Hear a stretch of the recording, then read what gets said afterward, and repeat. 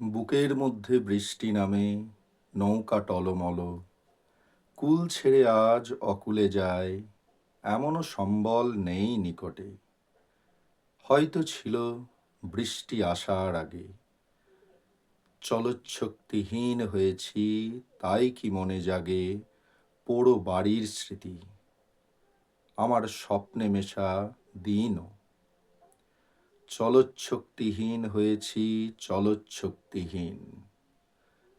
বৃষ্টি নামলো যখন আমি উঠোন পানে একা, দৌড়ে গিয়ে ভেবেছিলাম তোমার পাবো দেখা।